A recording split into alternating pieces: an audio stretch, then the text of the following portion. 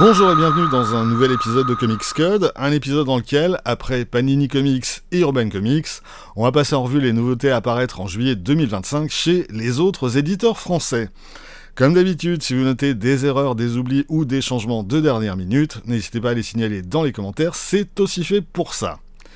C'est une vidéo qui va être très courte, une partie des éditeurs ayant déjà pris ses quartiers d'été et s'en étant allés faire de splendides châteaux de sable dans le bac à sable du parc municipal le plus proche.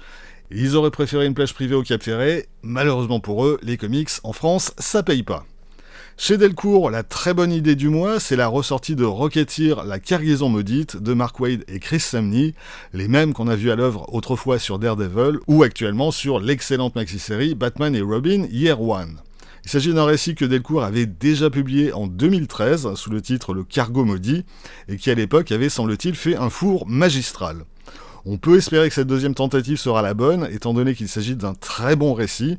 D'une part, c'est illustré de main de maître par un Chris Samnee en pleine forme, dont les personnages tiennent rarement plus d'une minute en place, et le scénario de Mark Waid est très fun et joue à fond sur le côté outrancier et farfelu des pulps et des serials de l'entre-deux-guerres. On en reparlera pas plus tard que dimanche prochain. Chez Delcourt toujours, la très mauvaise idée du mois, c'est la sortie du tome 1 de Free Agents de Kurt Busiek, Fabian Nicieza et Stephen Mooney. Il s'agit d'une série lancée l'an dernier chez Image Comics, mettant en scène de jeunes vétérans d'une guerre interdimensionnelle qui tentent de mener une vie normale sur Terre jusqu'à ce que la guerre en question revienne frapper à leur porte. Dit comme ça a l'air d'un truc assez générique, à la lecture, c'est encore pire. Les personnages sont inexistants, on ne sait absolument rien d'eux, ils n'ont pas la moindre épaisseur. Ajoutez à ça une intrigue d'une banalité à toute épreuve, des dialogues perclus de clichés, et vous obtenez une série qui aurait semblé médiocre dans les années 90, et qui, aujourd'hui, est totalement anachronique. Et ce ne sont pas les quelques guests venus faire une apparition dans ces pages qui vont sauver quoi que ce soit. J'ai énormément de sympathie pour Kurt Busiek et Fabian Nicieza, mais là, c'est juste pas possible.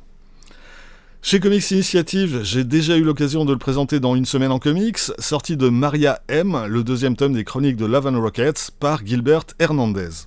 On essaiera d'y revenir plus en détail dans les prochaines semaines. Chez iComics, sorti du tome 7 de l'intégrale des Tortues Ninja, qui réunit les tomes 10 à 12 de la précédente édition. Chez Graf Zeppelin, les 4 titres que j'annonçais le mois dernier, à savoir Fantasmagoria, Rituel romain, Sang barbare et Le Puritain, sont désormais annoncés sur les sites de vente en ligne pour le vendredi 18 juillet. On va surveiller ça. Aux éditions Réflexion, le tome 5 de The Max de Sam Kiff est disponible à la vente depuis fin juin sur leur site, et il devrait faire son apparition dans les librairies dans le courant du mois. Et enfin, chez Bliss Éditions, le studio de Marguerite Bennett et Renato Guedes, dont je parlais également le mois dernier, semble prévu pour une sortie le 11 juillet. Là aussi, on vous tiendra au courant. Voilà, c'est tout pour aujourd'hui, rendez-vous très vite pour la suite. D'ici là, vous pouvez vous abonner à cette chaîne, laisser un commentaire, partager cette vidéo sur les réseaux sociaux. Vous pouvez aussi, de temps en temps, retrouver les lectures de Quack Kent et de Bad Quack sur Instagram, avoir ainsi un aperçu du thème des prochaines vidéos. Et vous pouvez surtout, lire des comics. Soyez sages et à bientôt.